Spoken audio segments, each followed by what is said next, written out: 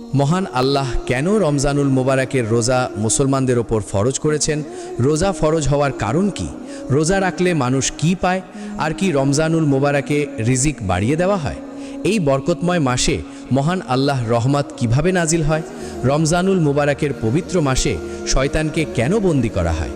এই পবিত্র মাসে মহান আল্লাহ কত লাখ মানুষকে ক্ষমা করে দেন? মহান আল্লাহ এই মুবারক মাসে তার বান্দাদের ওপর এমন কোন 5টি বিশেষ দয়া করেন যা আগে কোনো উম্মতের ওপর করেননি?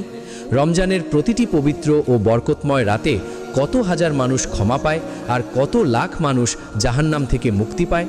আর কারা সেই দুর্ভাগা মানুষ যারা এই পবিত্র মাসেও ক্ষমা পায় না? আর রমজানুল মুবারাকে গুনাহ করা লোকদের ব্যাপারে হুজুর আকরাম সাল্লাল্লাহু তাআলা আলাইহি ওয়াসাল্লাম কোন কোন যন্ত্রণাদায়ক আযাবের কথা বলেছেন? প্রিয় বন্ধুরা, এই সব প্রশ্নের উত্তর কুরআন ও হাদিসের আলোকে আজকের এই ভিডিওতে আমরা আপনাদের জানাবো। তাই অনুরোধ, এই ভিডিওটি সম্পূর্ণ দেখুন এবং ভিডিওতে একটি লাইক দিন, কারণ লাইক করলে এই ভিডিও 4 দিকে পৌঁছে যায়।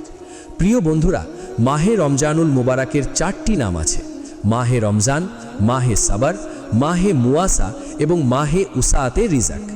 একে সাবারের মাস বলা হয় কারণ রোজাবার মহান আল্লাহ সন্তুষ্টির জন্য রোজা রেখে ধৈর্য ধারণ করে, আর মহান আল্লাহ সেই ধৈর্যের প্রতিদান দেন। যেমন মহান আল্লাহ ইরশাদ করেন, রোজা আমার জন্য আর আমি এর প্রতিদান। মাহে মুয়াসা অর্থ উপকার করা। যেহেতু এই মাসে মুসলমানরা বিশেষভাবে আত্মীয় স্বজনের সঙ্গে ভালো ব্যবহার করে এবং বেশি বেশি সওয়াব অর্জন করে, তাই একে মাহে মুওয়াসা বলা হয়। আর মাহে উসাআতে রিজাক কারণ এই মাসে মহান আল্লাহ মানুষের রিজিক বাড়িয়ে দেন এবং গরিবরাও মহান আল্লাহ নিয়ামত ভোগ করে।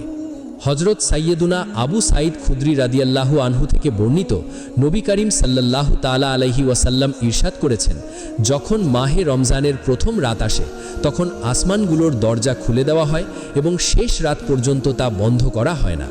যে কোনো বান্দা এই মোবারক মাসের যে কোনো রাতে নামাজ পড়লে মহান আল্লাহ তার প্রতিটি সিজদার বদলে ১৫০০ নেকি লিখে দেন এবং তার জন্য জান্নাতে লাল ইয়াকুব দিয়ে একটি মহল নির্মাণ করা হয়। আর আকা করিম সাল্লাল্লাহু তাআলা আলাইহি ওয়াসাল্লাম আরও ইরশাদ করেছেন, যে ব্যক্তি মাহে রমজানের প্রথম রোজা রাখে তার আগের সব গুনাহ মাফ করে দেওয়া হয় এবং সকাল থেকে সন্ধ্যা পর্যন্ত তার জন্য ৭০০,০০০ ফেরেশতা মাগফিরাতের দোয়া করতে থাকে। আর রাত ও দিনে সে যখনই সিজদা করে তার প্রতিটি সিজদার বদলে জান্নাতে এমন একটি গাছ লাগানো হয় যার ছায়ায় একজন ঘোড়সওয়ার ৫০০ বছর পর্যন্ত ঘোড়া চালাতে পারে।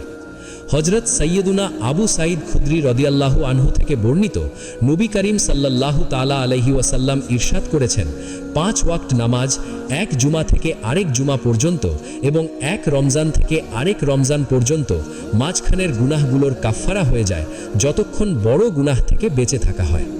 আর হজরত সৈয়দুনা আবদুল্লাহ ইবনে মাসুদ রাদিয়াল্লাহু আনহু থেকে বর্ণিত, নবী করিম সাল্লাল্লাহু তাআলা আলাইহি ওয়াসাল্লাম ইরশাদ করেছেন, রমজান শরীফের প্রতি রাতে আসমানে সুবহে সাদিক পর্যন্ত একজন ঘোষণাকারী ফেরেশতা ঘোষণা করতে থাকে, হে ভালো কাজের ইচ্ছা পোষণকারী, তোমার নিয়ত মজবুত করো এবং খুশি হয়ে যাও, আর হে মন্দ কাজের ইচ্ছা করা ব্যক্তি, মন্দ কাজ থেকে বিরত থাকো।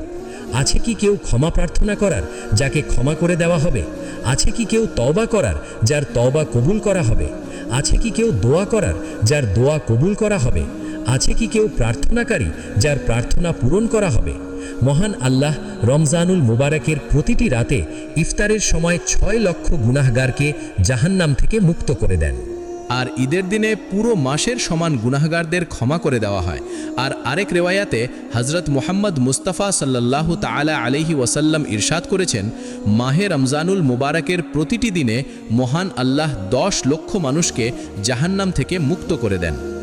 হজরত সৈয়দুনা আবদুল্লাহ ইবনে আব্বাস রাদিয়াল্লাহু আনহু থেকে বর্ণিত, নবী করিম সাল্লাল্লাহু তাআলা আলাইহি ওয়াসাল্লাম ইরশাদ করেছেন, মহান আল্লাহ মাহে রমজানে প্রতিদিন ইফতারের সময় এমন ১০ লক্ষ গুনাহগারকে জাহান্নাম থেকে মুক্ত করেন যাদের ওপর গুনাহের কারণে জাহান্নাম ওয়াজিব হয়ে গিয়েছিল। আর জুমার দিন ও রাতের প্রতিটি মুহূর্তে এমন আরও ১০ লক্ষ গুনাহগারকে জাহান্নাম থেকে মুক্ত করা হয় যারা মহান আল্লাহর আযাবের যোগ্য হয়ে গিয়েছিল। হযরত সৈয়দুনা আব্দুল্লাহ ইবনে আব্বাস রাদিয়াল্লাহু আনহু থেকে আরও বর্ণিত, নবী করিম সাল্লাল্লাহু তাআলা আলাইহি ওয়াসাল্লাম ইরশাদ করেছেন, যখন রমজানুল মুবারকের প্রথম রাত আসে তখন আরশে আজিমের নিচ থেকে মাসিরা নামের একটি বাতাস প্রবাহিত হয়, যা জান্নাতের গাছগুলোর পাতা নাড়িয়ে দেয়। এই বাতাসে এমন সুন্দর শব্দ সৃষ্টি হয় যার চেয়ে সুন্দর আওয়াজ আজ পর্যন্ত শোনা যায়নি।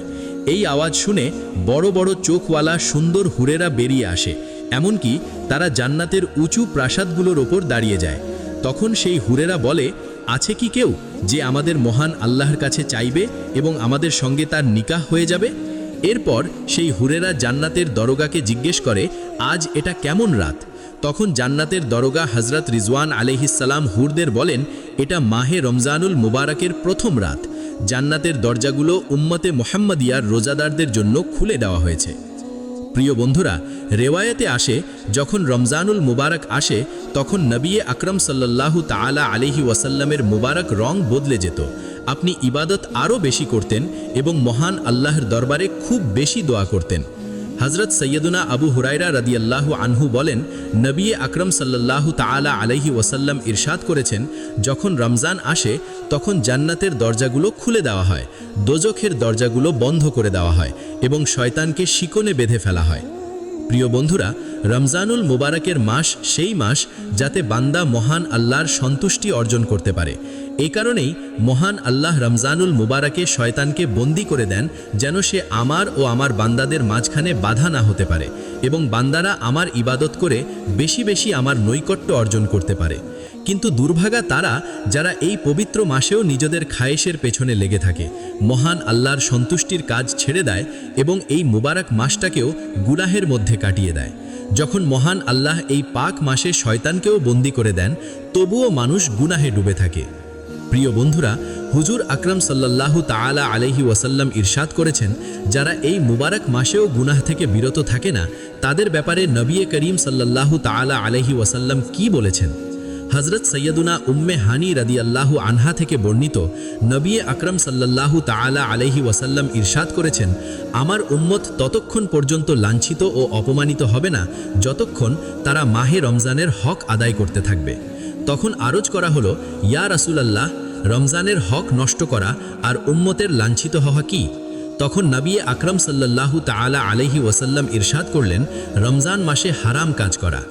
এরপর আরও বললেন, যে ব্যক্তি মাহে রমজানে জিনা করে বা মদ পান করে, মহান আল্লাহ এবং তার সব ফেরেশতা পরবর্তী রমজান পর্যন্ত তার ওপর লানত করতে থাকবেন। অতঃপর যদি সে ব্যক্তি পরবর্তী রমজানের আগে মারা যায়, তবে তার কাছে এমন কোনো নেকি থাকবে না যা তাকে জাহান্নামের আগুন থেকে রক্ষা করতে পারে। তাই মাহে রমজানের ব্যাপারে ভয় করো, কারণ যেমন এই মাসে নেকি বাড়িয়ে দেওয়া হয়, তেমনি গুনাহের হিসাবও কঠিন হয়। প্রিয় বন্ধুরা, এবার কথা বলি, রোজা রাখার উদ্দেশ্য কি? রোজা কার উপর ফরজ আর কারা রমজানে রোজা না রাখার অনুমতি পায়? এ প্রসঙ্গে মহান আল্লাহ কুরআন পাকের সূরা বাকারাতে ইরশাদ করেন, হে ঈমানদারগণ, তোমাদের ওপর রোজা ফরজ করা হয়েছে যেমন তোমাদের পূর্ববর্তীদের ওপর ফরজ করা হয়েছিল, যেন তোমরা পরহেজগার হয়ে যাও, আর এগুলো গোনা কয়েকটি দিন। সুতরাং তোমাদের মধ্যে যে অসুস্থ বা সফরে আছে, সে অন্য দিনে সেই সংখ্যা পূর্ণ করবে, আর যারা তা সহ্য করতে পারে না, তারা বদলে একজন মিসকিনকে খাবার দেবে। আর যে নিজের পক্ষ থেকে আরও ভালো কাজ করে, তা তার জন্য উত্তম। আর রোজা রাখা তোমাদের জন্য বেশি ভালো, যদি তোমরা জানতে। প্রিয় বন্ধুরা, এই আয়াতে কারিমায়ে মহান আল্লাহ রোজার উদ্দেশ্য বর্ণনা করেছেন। হে ঈমানদারগণ, তোমাদের ওপর রোজা ফরজ করা হয়েছে যেন তোমরা মুত্তাকি ও পরহেজগার হয়ে যাও। এই আয়াতেই মহান আল্লাহ তাদের কথাও বলেছেন যাদের রমজানের রোজা না রাখার অনুমতি আছে। মহান আল্লাহ ইরশাদ করেন, যদি তোমরা অসুস্থ হও বা সফরে থাকো। এখান থেকে জানা যায়, সরই সফরে থাকা মুসাফিরের ওপর রোজা ফরজ নয়, সে রোজা ছাড়তে পারে। আর যে এতটাই অসুস্থ যে রোজা রাখতে পারে না, তাকেও মহান আল্লাহ রোজা ছাড়ার অনুমতি দিয়েছেন। কারণ মহান আল্লাহ বলেন, আমি তোমাদের ওপর কষ্ট চাই না, সহজ চাই। প্রিয় বন্ধুরা, যেমন মহান আল্লাহ প্রত্যেক মুসলমানের ওপর নামাজ ফরজ করেছেন, তেমনি মাহে রমজানুল মোবারকের রোজাও ফরজ করেছেন। আর এটা প্রত্যেক আকিল বালেগ মুসলমান নারী পুরুষের ওপর ফরজ। এখন বন্ধুরা, রমজান শেষ হওয়ার আগে তোমাদের এই তিনটি কাজ অবশ্যই করতে হবে। রমজানুল মুবারক মহান আল্লাহর পক্ষ থেকে দেওয়া একটি সুন্দর ও বরকতময় মাস, যা এখন আমাদের কাছ থেকে বিদায় নিচ্ছে এবং পেছনে ঈদের সুখবর রেখে যাচ্ছে। কিন্তু রমজানের শেষ দিন আসার সময় আমাদের এই 3টি বিষয় মনে রাখতে হবে। প্রথম, শুকর আদায় করা। মহান আল্লাহ তোমাকে রোজা রাখার তাওফিক দিয়েছেন এবং পুরো মাস ইবাদতে মশগুল থাকার তাওফিক দিয়েছেন, এর জন্য অবশ্যই কৃতজ্ঞতা আদায় করো। কারণ অনেক মানুষ এমন আছে যারা রোজা রাখতে চেয়েছিল কিন্তু অসুস্থতা বা বাধ্যতার কারণে রাখতে পারেনি। তাই মহান আল্লাহ যদি তোমাকে রমজানের হক আদায় করার তাওফিক দিয়ে থাকেন তবে তোমার ওপর শুকর আদায় করা ওয়াজিব। নম্বর 2, ইস্তিগফার। ইস্তিগফারের অর্থ হলো মহান আল্লাহর কাছে নিজের গুনাহের ক্ষমা চাওয়া। যেমন হারাম শরীফের মতো জায়গায় করা গুনাহের আযাব বহুগুণ বেড়ে যায়, ঠিক তেমনি রমজানের মতো পবিত্র মাসে যদি সওয়াব বহুগুণ বাড়ে তাহলে আযাবও বহুগুণ হয়। আর মানুষ তো ভুল ত্রুটির পুতুলি, কখনো ইচ্ছাকৃতভাবে কখনো অনিচ্ছাকৃতভাবে ভুল হয়ে যায়। তাই আমাদের উচিত রমজান শেষ হওয়ার আগেই মহান আল্লাহর কাছে নিজের গুনাহের ক্ষমা চাওয়া, কারণ এখনও রহমতের বৃষ্টি থামেনি, এর পুরোপুরি ফায়দা তুলে নাও। নম্বর 3, ইনামের রাতের ইবাদত। ঈদের চাঁদ রাত একটি ইবাদতের রাত যার নাম লাইলাতুল জায়জা অর্থাৎ পুরস্কারের রাত। এই রাতে মহান আল্লাহ পুরো মাসের ইবাদতের পুরস্কার দান করেন এবং বলেন, আছে কি কেউ আমার কাছে চাইবে যাকে আমি দান করব? আছে কি কেউ ক্ষমা চাইবে যাকে আমি ক্ষমা করব? এমন সুবর্ণ সুযোগ সারা বছরে আর আসে না, তাই এটাকে গনিমত মনে করো এবং শপিং বা অপ্রয়োজনীয় কাজে নষ্ট করো না। চাঁদ রাত ঘুমানোর আগে রাতের একটু সময় মহান আল্লাহর ইবাদত ও দোয়ায় কাটাও। কে জানে এই রাতটাই হয়তো তোমার জীবনের জন্য খুব গুরুত্বপূর্ণ হয়ে যেতে পারে। এই খায়েরের কথাটা ছড়াতেও অবশ্যই অংশ নাও। মহান আল্লাহর কাছে দোয়া, মহান আল্লাহ যেন আমাদের মাহে রমজানে বেশি বেশি ইবাদত করার তাওফিক দান করেন, মাহে রমজানের সব রোজা রাখার তাওফিক দান করেন এবং সেই সব খারাপ কাজ থেকে আমাদের রক্ষা করেন যেসব খারাপিতে লিপ্ত হয়ে আগের কওমগুলো ধ্বংস হয়েছিল এবং মহান আল্লাহর যন্ত্রণাদায়ক আযাবের যোগ্য হয়েছিল। মহান আল্লাহর কাছে দোয়া, তার প্রিয় হাবিব হজরত মুহাম্মদ মুস্তাফা সাল্লাল্লাহু তাআলা আলাইহি ওয়াসাল্লামের ভালোবাসার মধ্যে আমাদের জীবন মরণ রসিব করুন। আমিন ইয়া রাব্বাল আলামিন। প্রিয় বন্ধুরা, কমেন্ট বক্সে আমিন অবশ্যই লিখবেন। কে